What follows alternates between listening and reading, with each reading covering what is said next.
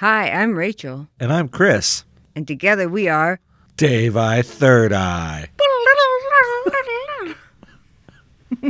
We're hosting the Daviii Third Eye Podcast, and we're going to explore a whole range of topics, including goats, bees, chickens, mushrooms, cool trees, homesteading, oh yeah, organic gardening, permaculture, community building. Chickens? Did we say growing mushrooms? Shiitake mushrooms? Growing shiitake mushrooms. Shiitake. Suburban nature stewardship. Finding horse teeth. Hosting a backyard concert. Making paths in the woods. Pollinator garden. Edible and native landscaping. So if you like learning about raising gardens, raising families, and building up community in this crazy world, join us for the Daviii Third Eye Podcast. And raising a little hell. Daviii Third Eye.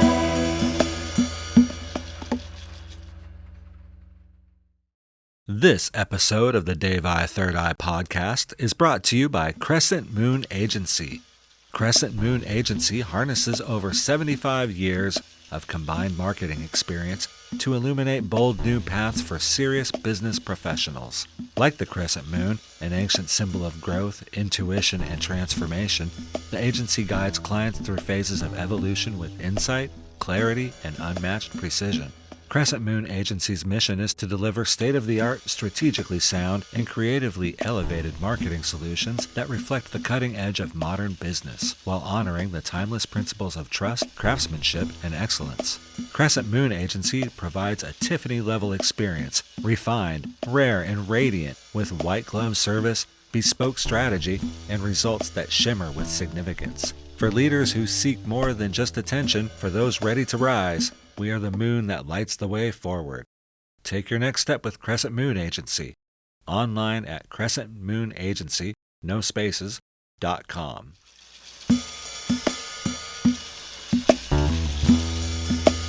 Daviii Third Eye. Hey baby, we should talk about clay. I need more. Here's a topic that segues to everything. I need you to look at me and nod as we go through the changes. You know those coasters that you made out of wild clay? We could talk about those as part of our segue into the wild clay segment. That sounds like a fantastic idea. So that's probably going to be the project that I think we're working up on next, is making coasters, to do stuff with. But how did we get here making wild clay coasters in October 2025? All I want to say is I think we're a ways off of having actual functional coasters, because I've had a lot of coaster failures. You can't coast. Yeah, we had a lot of failures. You can't coast on these coasters is what I'm finding out. Or rest things gently on them either. You can't really look at them. We don't rest on our laurels, nor can you rest on these coasters yet. No. But someday, we're drinking milk. We are figuring it out. Like, how did we get here? So I think we were down in the creek picking up garbage, as we are wont to do, and we stumbled upon an area that looked very clay-like. And then we were like, look at that clay. Hey, we know clay. And I texted my sister at some point after that, and Chris, did you know that one of my sisters does hand-built pottery? I knew that, but it escaped my recollection until just now. So, yeah, that's why I called her. Or I didn't call her. God forbid. No, I texted her, and I was like, Caitlin, I found clay. Aren't you proud of me? And she was like, some people harvest wild clay and make things out of it. And I was like, what? And she's like, yeah, it's on YouTube. I was like, say no more. Special interest unlocked. And so then I just went on, I don't know, a short binge of like rabbit hole. Is that a right word? Yeah, but I think it was more like a K-hole on YouTube. It was very decadent. That's all I remember. You had gone down the rabbit hole, and when you emerged, you were like, hey, we could get wild clay, and we could process it, and we could do this.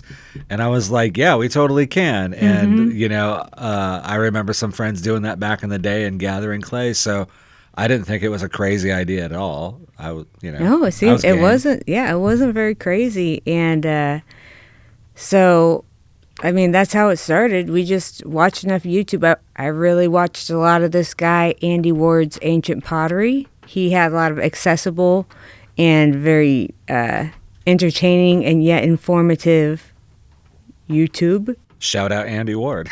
Yes, yes. I mean, that's pretty much where I learned everything that I The Gateway know. Potter. Yeah, yeah. It was very informative, and so then I guess we should talk about what we learned about trying to use wild clay. Well, there were a lot of steps along the way, and as your workshop series, said, there was a lot of little embracing failure along the way. I mean, that's part of doing pottery, but it seemed like what we learned was every step of the way, because it was like, well, first, I mean, gathering, it's easy, right? Like you just get the shovel. Relatively. But even we sort of made that complicated because ever since the first initial shovelings, we've tried to be really careful about where and how much we're shoveling. But then we kind of realized that quality of where you're shoveling matters also. Yes, yes.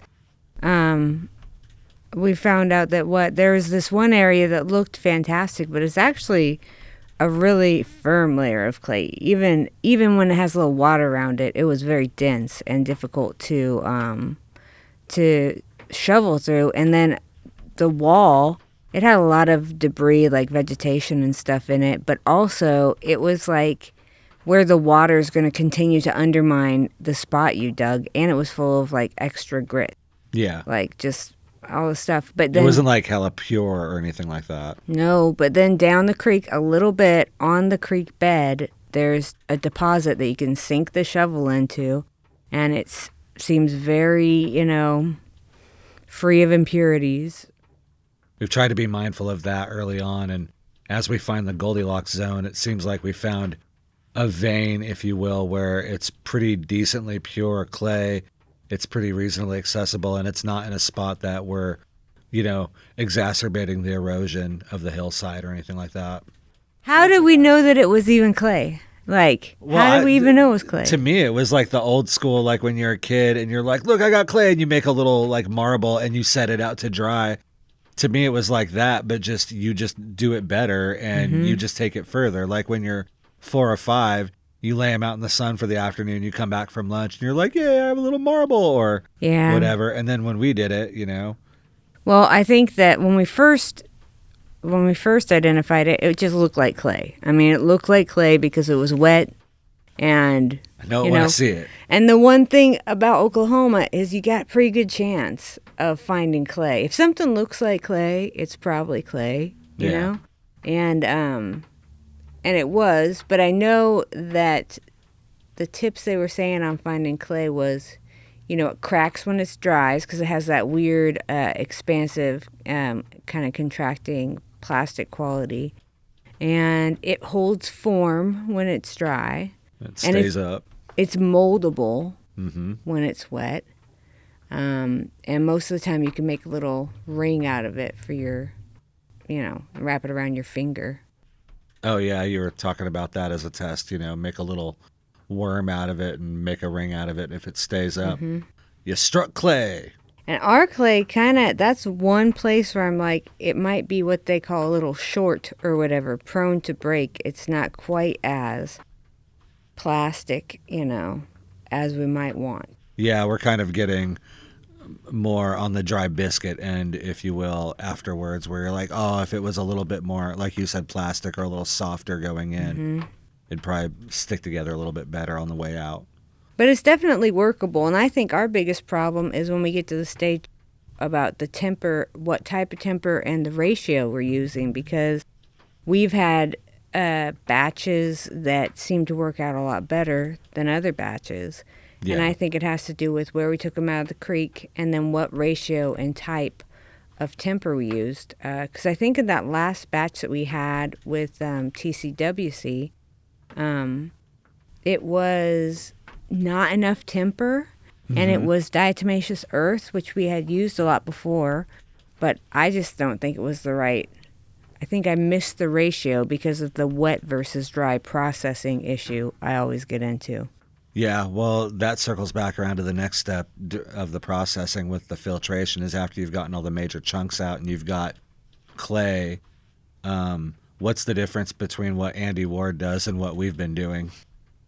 Well, I think that we need to say, first, when you collect that clay, you do need to go through like a slacking and screening process. Like, Yeah. I don't even think we said that.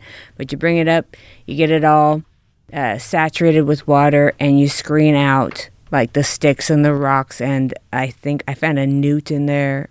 Did you use a hose to sort of like spray it through your first screen, or did you just push it through? I just used the water that I had mixed it up with. I used a hose to fill up the buckets, but then I just used the water I had mixed it up with to pour it through. Yeah. But and then I pushed it through some, just like whatever worked.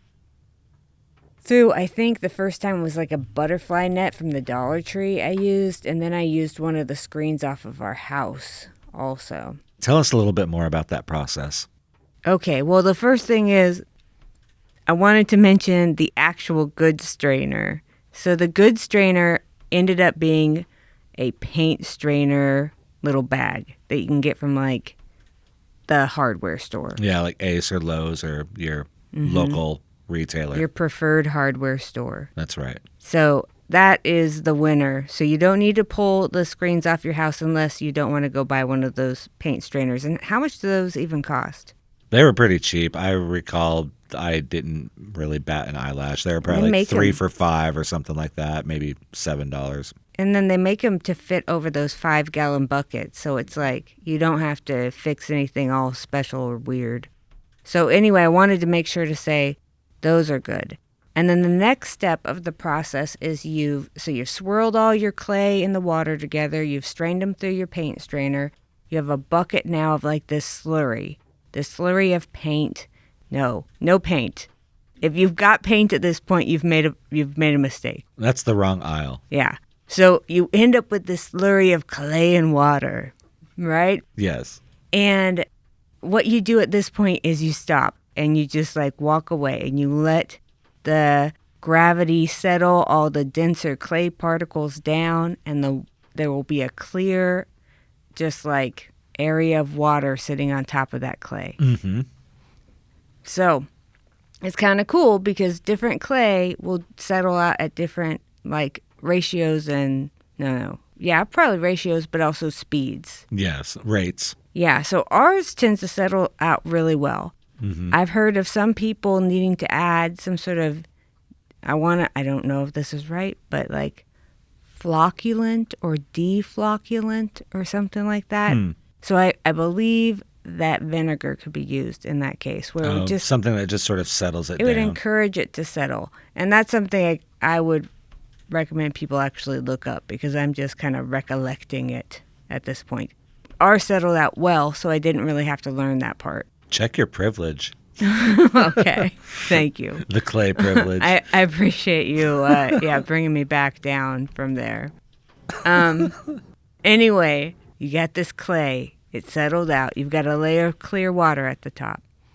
So what you want to do now is, I didn't want to lose any of the clay at the top, like any at all. So I would ladle out the water off of the top of the bucket, which I found out really quickly was like stupid. It was not the way to go. So if you're doing this at home for the first time, just don't bother staring at the ladle and using that. Yeah, or do it and learn for yourself if you enjoy ladling water endlessly. Because what you end up needing to do, or what I ended up doing, was just tipping it out and pouring it off. And try to be careful, but I did lose the tiniest fringe top layer of the clay, which I know. I'm sorry. Just pour some out for the clay homies. Of course. So, but you have to do that several times. So you just, a repeated process of waiting for it to settle and then gingerly pouring off the top At what point did you get to a ratio where you stopped tipping it and pouring it out? It's, it's just wherever your neuroses ends is when you can stop. And then you kind of have to decide, is this thick enough that I feel like I could either lay it out in the sun to continue losing moisture through evaporation, or is it something where I want to try to transfer it all to a pillowcase and hang that pillowcase up to drip at that point? And those are choices you have to make. So we opted to try to transfer all of ours to a pillowcase and hang it up in the greenhouse. And that worked relatively well. We kind of had to try to rotate it here and there to get it to drip out more evenly because the top would start to get dry when the bottom was still very saturated. And then at some point, this is another variable we have not ironed out of our process, I would just feel like, well, if it gets any thicker than this, I won't be able to add temper. Mm-hmm. And even though I did not know the exact moisture content of the clay, at some point I would try to add about 20% of temper. Just sort of eyeballing it at this point. Mm-hmm. That's where the trouble began.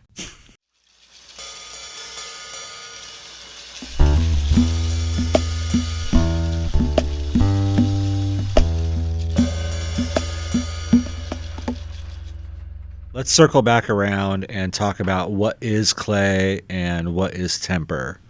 Can you explain that a little bit? Yes. Clay, apparently there's not a very good, universal definition for clay. It has a lot to do with particle size in soil, and from my understanding, it's the smallest particle size, even smaller than silt. But it also has a unique shape that affects its plasticity and the special properties of clay that make it useful for building things out of. And that's that it's like elongated or in plates to some degree. And that's partially why, due to little, pressures and interactions that happen between these clay particles, it will kind of fill up with water in between those, and they'll kind of hold together like little bridges, like little, like bricks or something. Mm-hmm. And then when it's wet, that's why it expands. It's like the little space in between them expand, but as they dry, the water leaves and it all kind of shrinks back together. So temper is a non-plastic material that you add to clay to kind of, in my mind, what it does is it also props open some of those holes, some of those spaces in between the flattened clay, tiny clay particles, and that way it kind of cannot compress and shrink down to the same degree that it would if it was just pure clay, and it adds to some structural integrity. It adds those types of things, but that's my understanding of what clay is, why it's doing what it's doing, and why you add temper. No, I like that. The temper kind of moves in between the molecules that get soupy, and so they're not molecules; they're particles. Particles, sorry. Mm-hmm. But it kind of makes it coagulates it a little bit more. It gives it a sturdiness or a rigidity. Mm-hmm. It's like scaffolding or something almost. Yeah.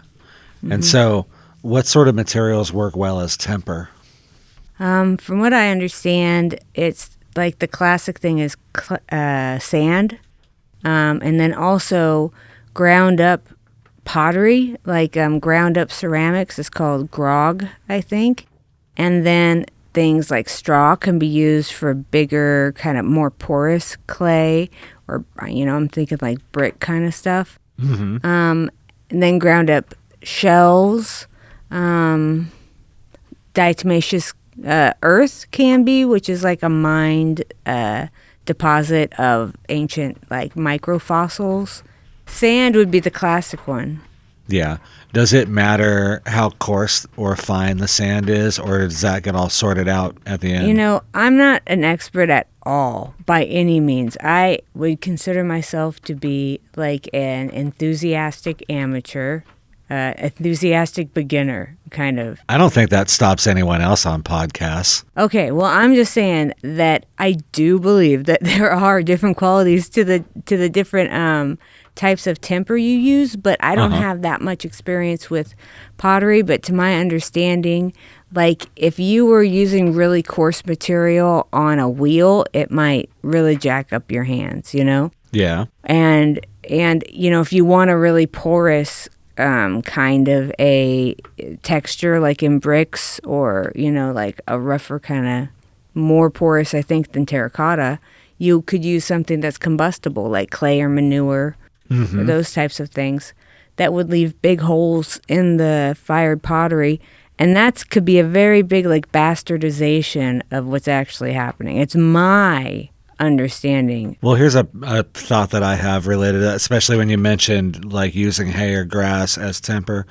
Are adobe bricks like related to clay in any way, or is that something else entirely? No, I think it's related, but it doesn't go through a firing process, you know? It's like dried, and it's just a amalgamation of things that hold together well structurally. But that's like why adobes need those big, from what my understanding is, like that's where they need some protection from the rain, you know? That rain can get on them and affect them just like unfired clay. Interesting. But yeah, there's still some kind of relationship, I'm sure. And then I know that some people will sand the clay, you know, just to polish it. And so a very, very fine temper like diatomaceous earth, I think, lends itself more to that. They do that after the firing process? Yes, I think so. That's cool. We should try that sometime. That would be fun. Yeah, we should try a lot of stuff. We should try to get our temper ratio right.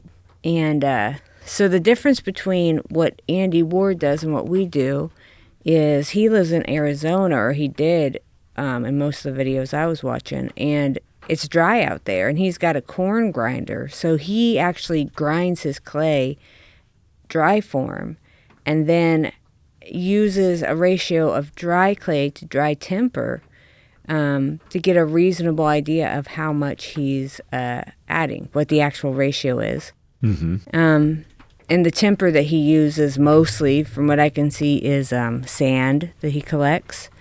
But the problem we have is that when I've been processing it, we've never got to a fully dry stage of pure clay, because it's just always in some degree of drying out, and we don't have a corn grinder. So if it gets all the way to the dry stage, then we just have a brick of dry clay that I guess we could like grind on a piece of pavement with a rock or something, but I'm just not interested. So instead, I just have a mystery box of moisture added to the clay, and then I just add in temper to the degree my heart says I should add it in, with a goal of about 20% temper.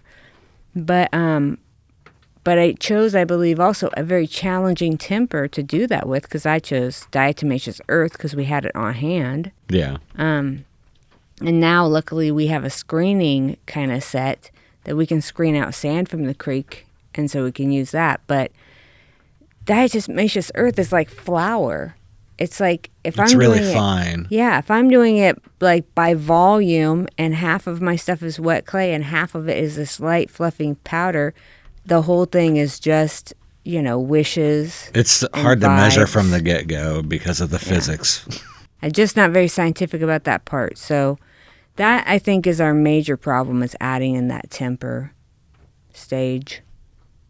Yeah, so we'll be trying to dial that in on this next batch, I think. Because then he just adds in the 20% of temper, like 4 cups of dry ground clay, 1 cup of dry temper, and just adds enough water until it's the right consistency. Yeah. And then he stores it in that dry form, and he can just make it whenever.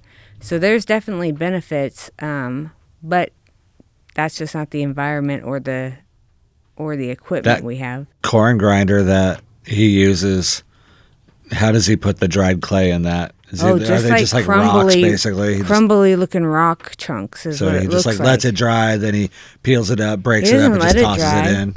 I mean, I don't think most of the time he slacks it. I think he does dry processing. So from what I could see, he just grinds it up from the earth.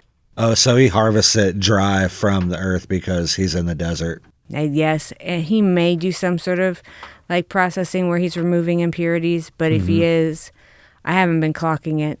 So Interesting. I know at least sometimes he just grinds it up from collecting it. Interesting.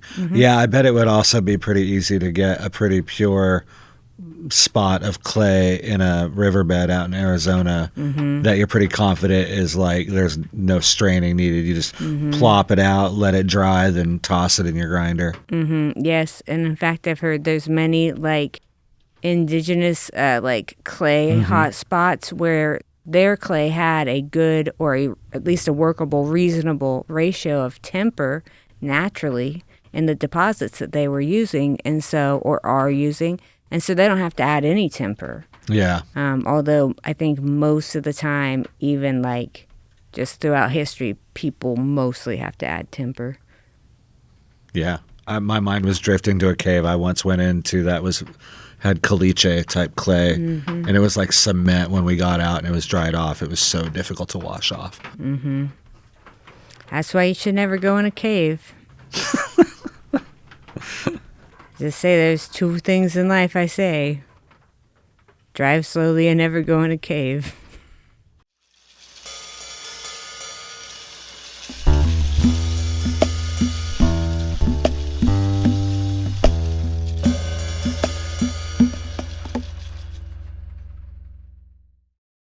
Do you like tasty bread? How about supporting hyperlocal farm-to-table cuisine on your own terms?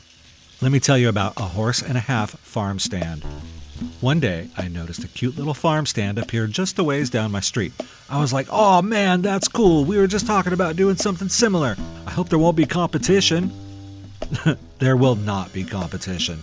First off, this farm stand is way better built than anything I'm building. Second, it turned out to be a mini French bakery. My neighbor with the horses is a brilliant baker as well as a horse trainer. Celine, that's her name, is from France and recently settled down with her husband in our neighborhood. She started baking baguettes and sourdough bread using recipes she grew up with back home. Then she built this adorable little farm stand, and the rest is history. Everyone in the neighborhood is raving all about the breads and treats they pick up at a horse and a half. My kids love running down and buying a giant cookie the size of their head. Or last week they came back with a tray of cinnamon rolls and we had dessert and breakfast for days. Go to Facebook or Insta and search out a horse and a half. Foodies, if you get on hotplate.com, you can put in a pre-order and get notifications of new menu items. Once again, a horse and a half, farm stand and French bakery. Looking to grow your urban farm or turn your goats, chickens, and pumpkin pies into the next agritourism hotspot? Lane Industries helps communities and companies go from planning to profit. No job is too big or too small. Visit lanebiz.com or follow us at lanebiz25 on X. That's lanebiz.com, helping your local roots grow strong. Hi, this is Chris from the Daviii Third Eye Podcast with a reminder that you can listen on the go with hands-free listening powered by Alexa for iOS and Android and on all Echo devices. I, for one, welcome our robot overlords. Some of my best friends are robots. They're probably listening right now, along with Alexa. Watch. After you listen to this, try this out. You can say things like, Alexa, follow Daviii Third Eye on Amazon Music. Or, follow Daviii Third Eye on Amazon Music, and then you'll get new episodes when they become available.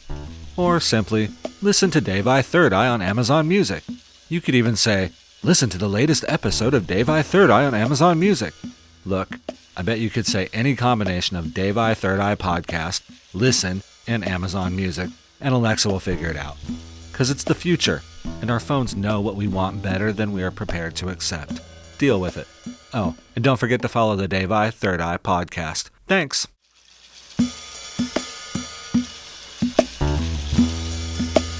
Daviii Third Eye. Literally, our interest is, we have clay in our backyard. What Let's can see we what we do? can do with it, you know? What can we do? Yeah, and I think that we've got some good little things that are well into a cool stage of development. The coasters, they have yet to be functional. Yeah, we're getting there though. They're like a sculpture of what a coaster might be. And if you write coaster on it, it's good enough. That's right. I mean, we're in the age of, degradable, like planned obsolescence anyway. So maybe we're taking things to a newer level, right? Like we're going to make coasters that deteriorate after 6 months. You got to go buy a new one from us anyways. Well, or it's like we start our supply of grog to use as an alternative form of a temper. No, I think, I mean, seriously, it's all about just tinkering with it and getting a better product overall. And then firing. It survives. Firing because is we the never other even thing. got close to there because then there's hand building and there's so many different ways. So you get your clay, you got your temper in it, you got it all dialed in, and you're This fantastic. is us bouncing back on the tracks of the step process. So hand building. Now that you've got some successful clay and you're ready to play with it, you're ready to I'm going to create something. So tell us about that step of the process. Like, it's the thing I've looked the least into because it's the part that I'm the least interested in. I guess, like, yeah. It seems difficult and I don't have a passion for it. I think that's also why for right now we're just focusing on more trinkets and smaller things like that and not larger art pieces because, again, like we said, neither one of us is really driven to be a ceramic artist. We're a lot more functional and utilitarian. It's just fun to know how to do it. It's just fun to be able to be like, I have that same little flower pot I made the very first time, and it's working. It's the very first one we used, and fired, and it's still okay. We've had some batches since then that I think we didn't fire hard enough. Yeah. That had trouble with water, but not that first one. And so I know that we can get a reasonable product, even though it's or like product's not what I mean, but medium, a reasonable clay body to be able to do at least, some stuff. Like I think we can make little bitty flower pots, and then it's just our skill and time and what do we want to develop. Yeah. Well, what are the other basic techniques of hand building before we move on to firing? Because I think we're both a lot more interested in firing than hand building. Yes. There's what other boxes to check off with hand building? There's that people should know? slab building. And slab building is where you're like roll rolling it out, your big size slabs, of slab and cutting it down and making stuff out of that. Piecing it together, like scratching and scoring and slipping to make good connections, So that is slab building. And that's kind of what I do a lot. Yeah. And then the other thing is there's some sort of corrugated technique that I don't really know how they do it, but it's a lot of pinching involved. And okay. And then there's just sculptural. I think I saw someone doing some pinching and stuff at the workshop a few weeks ago. I think there were some people who did. We had some pinchers. Well, because I was putting out go look up this stuff because you are responsible too for your own knowledge. I'm going to do the best I can, but you got to. We provided the clay and everything else. Yeah, we can't lead you everywhere. So I think some people came just knowing how to do a lot of stuff. And then some people I think had just looked up techniques they wanted to try out. And some people just went off of the stuff we brainstormed, that didn't completely explode for us in our previous trials. Yeah. So that was an interesting mix. But that and sculpting, and there's probably a ton of other. Oh, there's slip molding. I don't know if you can do that with wild clay, where you make super watery clay and then pour it into a porous mold like a plaster of Paris. Oh, yeah. And then you let it sit for a certain amount of time. And what it looks like to me is that plaster of Paris kind of pulls out the moisture from the outer layer, and you end up with a firm, just mold of the clay. You could probably do that with a silicone mold also with... I don't know if it would pull out.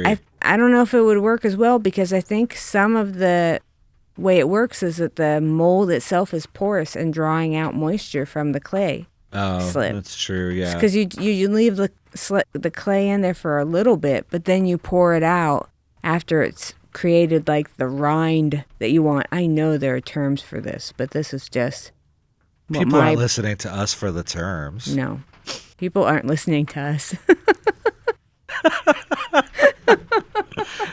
Sometimes they listen to us. Well, people listen to us in person. Some fish like cheese. Anyway. So those are some hand building things. Then you've got the coiling. Did you mention coiling? I did. I thought coiling is enough. It's where you roll little wormies and you make stuff out of them. So yeah, and then my favorite is just like, I guess you mentioned sculpting, but I just like mashing stuff together and then making a little form out of it. I like to make little mushrooms out of them because there's no wrong way to do it, and it's very cathartic to squish it all up. They're like little pinch pots, but then they end up mushrooms. And you can put them in a flower pot. You can. You could stick them in there. Yes. And how? So then between firing and the hand building, you've got to dry them out, right? Yes. What's some important stuff to know about drying it out? I just want to say that every step of this is wrought with terror and the threat of ultimate failure. So you get through all the beginning, and but everyone should try it. Should we take a fun. moment to talk about all the ways that your stuff is going to die along the way, but why it's also worth it? Yeah, you can even get it to the very end, and then the person hosting the event will just kick it over before it goes in the fire. Like, yeah, there's some monsters out there. Yeah, things go wrong all the way, and not to get too far on a side, but I think we both firmly are in the same camp on this, that you just have to embrace like the imminent demise of stuff along the way and just like learn through your failures and not be so precious about whatever you create, whether it's a clay object or it's a holiday card or you're playing music or you're creating a podcast or whatever. It's like, you don't have to be so precious about it, like just learn from it and move on. It's not a competition. You're just trying to do something. Yeah, so anyway, there's the drying. And so, like, one of the things it looks like to me is very important is to let it dry slowly and try to let it dry evenly, because things with thin edges are going to try to dry out first. So that means that clay is contracting before the clay, down at the bottom where all the water is still kind of pooling due to gravity and, sitting against the surface of the table. So what we had is we kept our clay on a porous substrate, like a piece of foam board is what we used. And I haven't seen anyone else use it. It's not perfect, but it does, your pieces can dry on it. We also use guitar strings, the non-wound guitar strings, to cut our pieces off of the boards before we let them dry. Or else, they're just going to adhere to whatever they're dried to. You have to break them off when they're dry. Yeah, so you got to slice them off the foam poster board. Yeah. Do you think paper plates would work I've as used well? Them. No. They don't work as well, the ones that I use, because they weren't rigid enough. And then the more firm, thick ones, they kind of puff up when they get wet. Yeah, they don't hold up. I preferred the foam board. I think that a plaster of Paris board or a piece of those stoneware baking sheets would probably be fantastic. I think they're probably too great for this, and I think a lot of people use like plywood, that kind of stuff. Yeah, just a piece of wood or a cutting board or something. But the foam board that we used, that's just like the trifold I've got to make a science fair project foam board, worked pretty well. The only thing was the paper that kind of sandwiches it tends to want to lift up at some point. Yeah. But overall, I was happy with it for what we were doing with it. Yeah, I thought it worked out well. So to fill in the gaps on that, when we did a workshop a few weeks ago, and we were planning for anywhere between a dozen to 24 people, we were like, we need to have things for people to put their stuff on.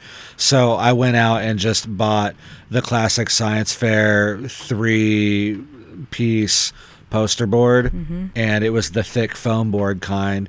And we liked black because it aesthetically looked Yeah. cooler and nicer. Black was better. But, the color doesn't matter. But those worked out really well. So if you're looking to get those, you could just go to any arts and crafts section and get the poster board, the foam board, science fair stuff that you would for your kids. You might even have that laying around also. Yeah, and we but that cut it worked into really well. 12. We cut it into 12 by 12 pieces, which was a good workable size, I thought. And while it is not convenient to store like drying clay around your house, it was reasonable, and we could move it around, and it was okay. And it was rigid enough to support it as you moved it around.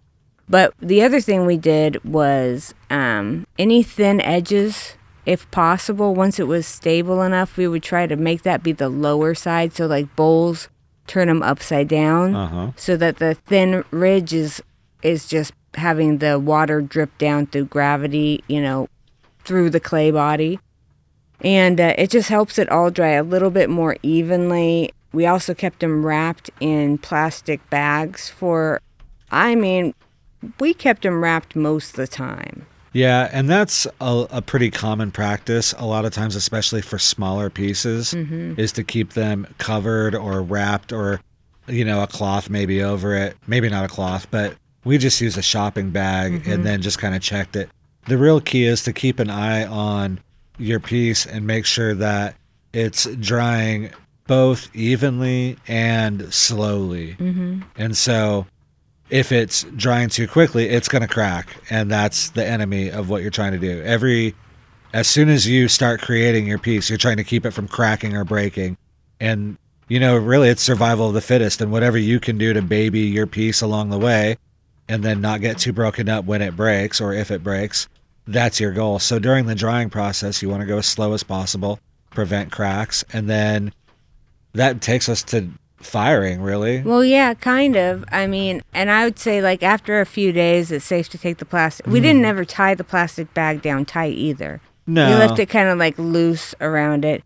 And then we took it. You can take it off after a little while. We didn't really. The climate kind of matters what it's in. And, it's humid out here, but our stuff was inside. It's kind of like you got to just see how it is for your micro environment. Yeah. But then the day of firing, we sent out a little notice the night before that was like, put your pieces in the oven for like an hour or so at 200 degrees, just like the low setting on your oven, just to drive out the very last bits of moisture, because the moisture is going to expand rapidly in the face of firing. So you want to just dry it out. Some people say you can hold your piece up to your cheek, and if it feels cold, it's probably not completely dry. But I would just say, dry it out. You're not losing anything. Just dry it out. It's a good best practice just to be on the safe side. Again, because you're trying to do whatever you can to baby that thing along the way. And if there's any moisture in there, whatever, then once you do get it firing, because you're going from room temperature, I'm using air quotes, that's stupid. You're going from room temperature, air temperature, and then it's going into the fire at that point. So you want to make sure that it's got, no moisture. Yeah, no moisture. And then so that's what we recommended everyone do on the morning of the firing. And we had done all these things on our own before, but most recently we did this with the women's group.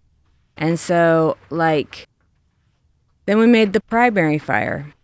And we had gathered a day or two before, you had gathered a bunch of our medium kind of branch fall wood that's just 3 to 4 feet long or less sometimes, and then nothing bigger than your wrist kind of sizes. Yeah. And so the morning of, we had fire bricks. We did not always have fire bricks. That was something we learned the first couple of firings. Yeah, because we were just doing open firing, which is kind of just like building a campfire, because you just need it to get up to 700 degrees Celsius, which if you have a temperature gun, you can find a way to point that at your pottery and know exactly if you hit that. But in our case, we just kind of said, let's make a rip-roaring campfire. But the first fire is a primary fire. It's really just trying to warm everything up. We use those fire bricks as kiln furniture to hold up the pieces out of the coals and just, try to give them somewhere to sit. And then you let the primary fire go. It warms everything up. You take your pieces and you put them all around the fire so they can start to get slowly increasing to the temperature.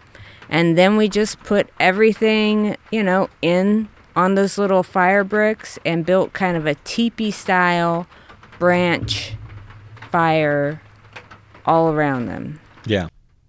And the hardest thing I thought was, it was hard for me to get that started. Like, I wished I had more kindling prepared that was really I didn't have a lot of paper or anything. Yeah, I think that was the one spot for doing it publicly, having friends come over where it's like, all right, now we're going to start the fire. It's like, usually when we're at home and starting a fire, just like, all right, let's go gather the stuff or whatever. And then we're like, oh, we didn't set up enough kindling and paper to start consecutive fires, Because even relying on coals, it doesn't flare up super fast. As the day went, the coal bed got so much more established that things would just start to be on fire. Yeah. So the first one was the hardest, and then after that it got progressively better. And also I was more aggressive about putting in kindling and kind of fire catching stuff from the beginning after the first fire. But anyway, we got it going. We picked a less than ideal time. People were getting there at noon. So the sun was just starting to beat down on us on the warm October day. And pretty much we just sat out there in the hottest part of the day. It was about 92 degrees, stared naked-faced into the blazing fire. It was crying like a pug in the sun. Yeah.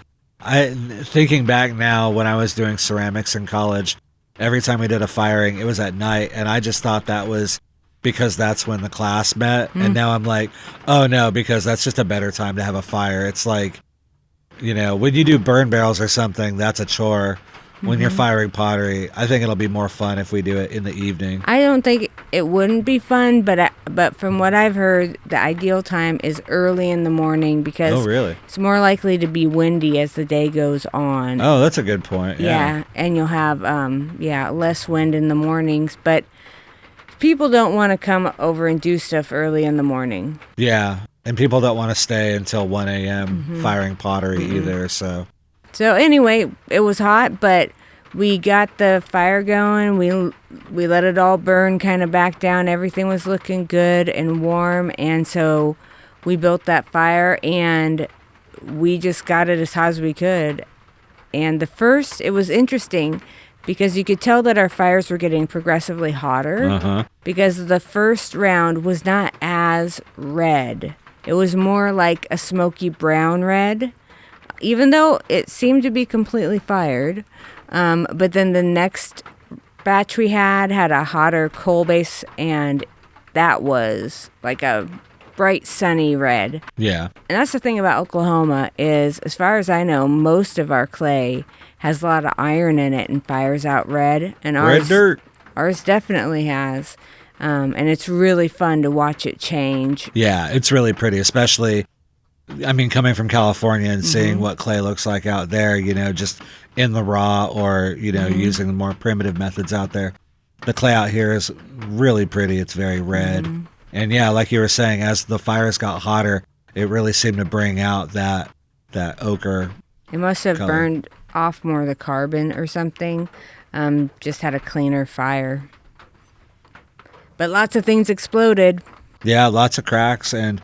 either from things falling over, things just having moisture, things just not being sturdy enough. That's the thing about firing is, it's brutal. It'll expose whatever weaknesses are in your creation, whether you knew they were there or not. It's just, oh, whoops, I guess that handle wasn't put on nicely because it just falls off. And then other times, something will fall over onto it because that's the nature of fire, and then there'll be a crack in it, or there's moisture or something, Well, and it's just another example. You learn as you go.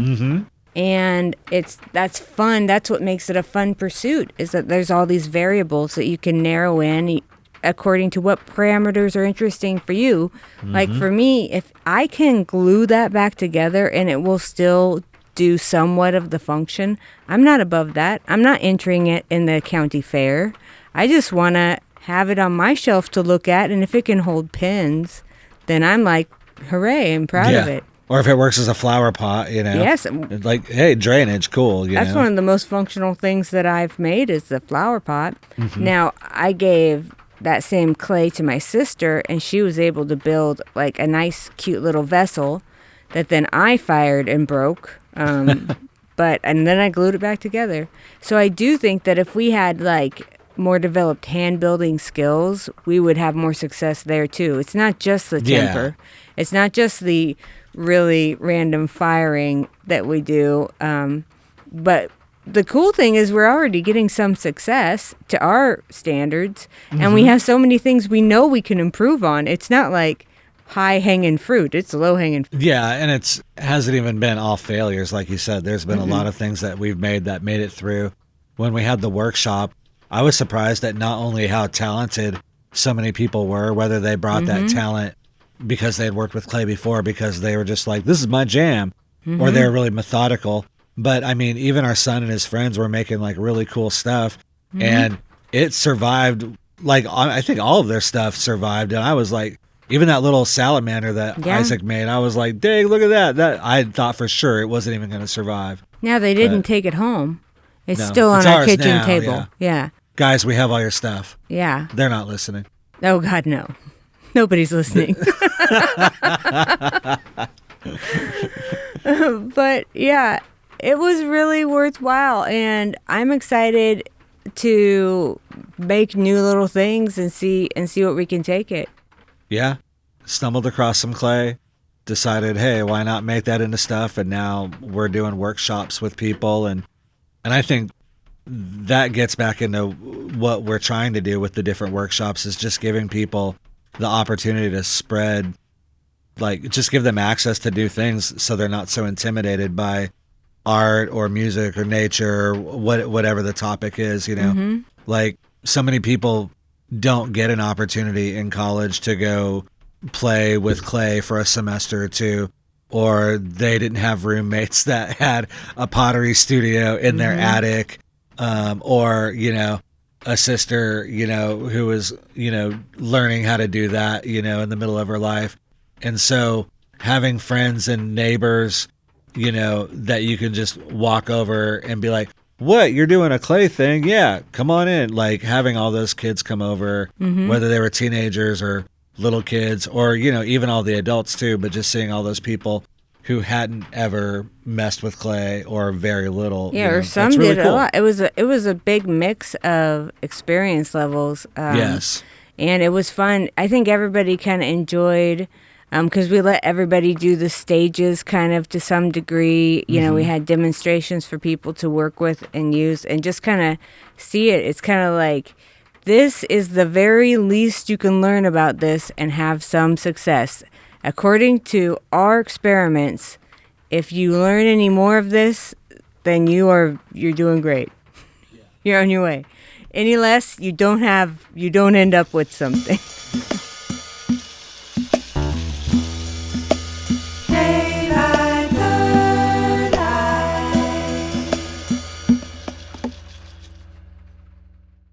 Hey there, folks. I just want to say thanks to Jenny at South Tulsa Grooming Company. She's a dear friend of ours, and she not only does amazingly cool things with dog hair, but she's super compassionate and caring as can be when it comes to handling your fur babies. This one time, I watched Jenny calmly handle a snarling chihuahua, and then it, went into some meditative state, and it woke up 15 minutes later in a warm towel with the demeanor and smell of Lassie. Okay, that may be hyperbole. That Taco Bell dog wasn't meditating, I suppose, but it was in a relatively good place when she was washing it. I mean, good for a chihuahua. You get it. I've also seen her do impressive stuff with hair dye and styling. Pink hearts on poodles, blue spikes on schnauzers, that sort of stuff. She's also a huge lover and supporter of the arts. We love Jenny, and I never hesitate to recommend South Tulsa Grooming Company to anyone looking for a solid, safe, and reliable dog groomer. Click over to tulsagrooming.com to schedule your next visit. Join us in 2 weeks for the next installment of the Daviii Third Eye Podcast, where we talk about... Fake trees. Yeah. Or the fake tree. The fake tree. Well, and fake trees everywhere. We do broaden beyond that one. Yeah. All hail fake tree. All hail fake tree. Oh.